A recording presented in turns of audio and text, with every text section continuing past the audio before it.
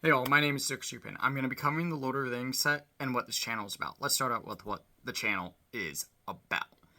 We are all about anything TCG related, hence Zook Shupin TCG versus my main channel, Zook Shupin. So the Lord of the Rings set has the serialized one of one card. The one ring to rule them all. And in this sense, they are doing something good to promote the set. They are creating some sort of new market for their product as well, I guess, trying to get more into the CCG than the actual TCG aspect. And the issue with that is with the publicity going on right now with the set on how they are going, oh, we are going to do a massive release for this. We are going to print however many collector booster boxes with 12 packs per set. They've done this before. Shops have had issues with it. They did Kamigawa serialized cards, and shops were having product literally stolen from them. Because they didn't anticipate what would be happening. With this one of one, it will probably cause a lot more issues, but at the same time, Wizards of the Coast is doing what they think is right. B is what most likely Papa Hasbro is telling them to do. Hey, make us more money. We want more money. You're not making us enough. So, with the serialized 1-1, it raises a lot of concerns with people already putting out bounties of 100,000, 150, 190,000, and possibly even offers up into the millions, who knows. But these three amounts that I initially stated have been confirmed. They're all reputable sources. There's Dan Bach, a physical LGS card shop, and another person, I believe, NFL football player. So they are creating a market for it. It's going to cause a contest of who has the biggest whatever at the end of the day. And if Wizards of the Coast honestly keeps going this direction with the serialized cards, and they do the one of ones more often, it will become who can get all of them. And it won't become, hey, me as a normal person, I might be able to pull it.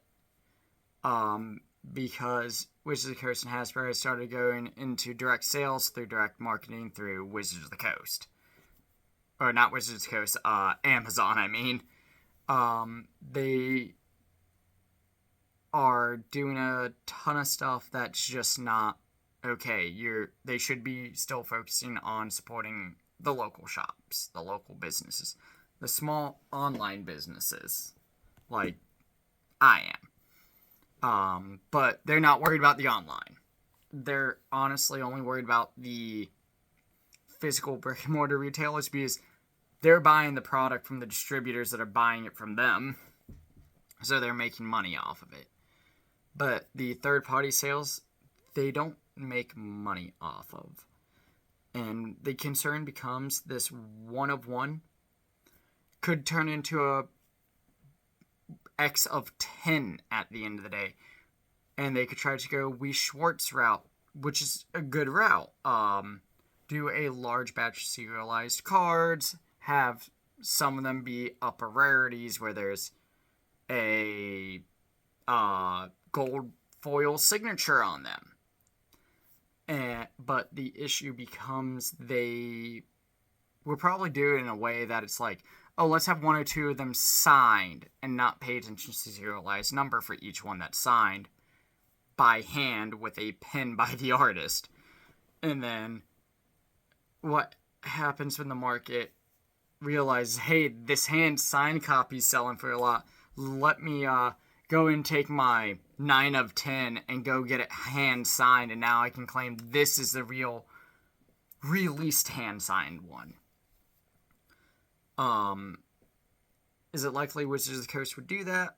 Probably not. They would probably try to stick with just doing the COLIs they have been. But they might still do the one-of-one in sets. And the more it gets publicized, the more they do it. Who knows how the market will react. The next concern it raises is once that card is found to have been pulled and released, what happens when people find out? Will the product just crash for businesses, or will it still sell and the price not drop? Because thankfully Wizards of the Coast has gotten rid of MSRP, which means they can't really do a map pricing either, which is minimum advertised price. But there's companies like MetaZoo out there who do a map pricing where they say you can't go below 20% on map, so you can't advertise it for less than this, meaning you can't sell it for less than the price, than 20% under the price that they say you need to sell it for. And who's to say if MetaZoo doesn't actually crash in the next year or two, would be my prediction, that they don't start doing that serialized route and whatever, and then the product tanks and there's no sales left on it. Or We Schwartz, because they're a big name that's not going anywhere. What if their product crashes? It causes great concern for the entire TCG market. Well, the original TCG is trying to turn into more of a collectible card game. And they're losing their footing, in all honesty, with doing this. And it's not going to be a healthy thing for the market. It just isn't. They need to figure out a way to make sure they don't lose their market. They don't lose their core clientele, who are the players. They are focused on, hey, let's get the online, Magic Online, Magic Arena going and moving. Because they spend less money on developing that product than they are the physical TCG.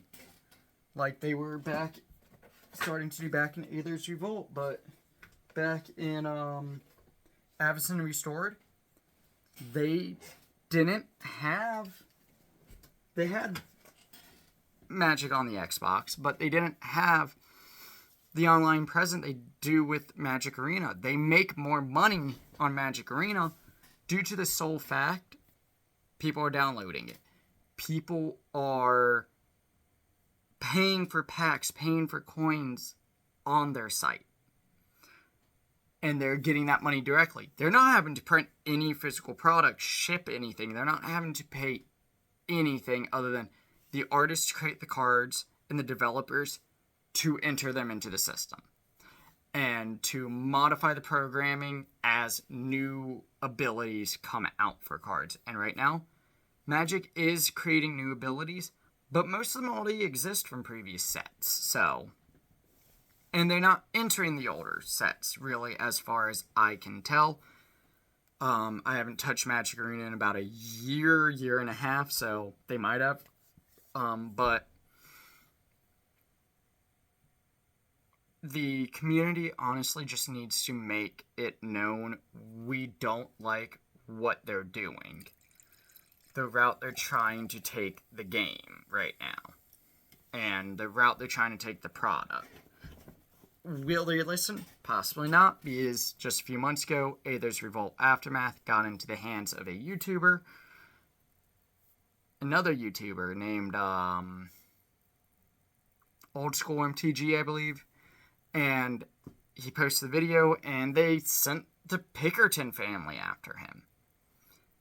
And that's a cause for concern, because the Pickerton family are private detectives who the federal government doesn't even want anything to do with, because of how they've acted in the past with union busting. But they were sent after a YouTuber to retrieve product, and there really has been nothing new on, hey, was he compensated? Was this YouTuber compensated for the thousands of dollars he had spent?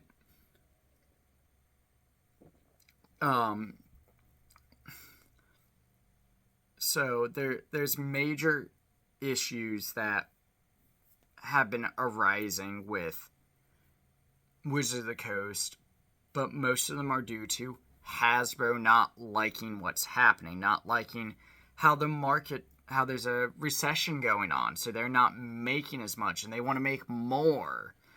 They're up millions of dollars still from last year, and honestly probably still this year. But it's never enough.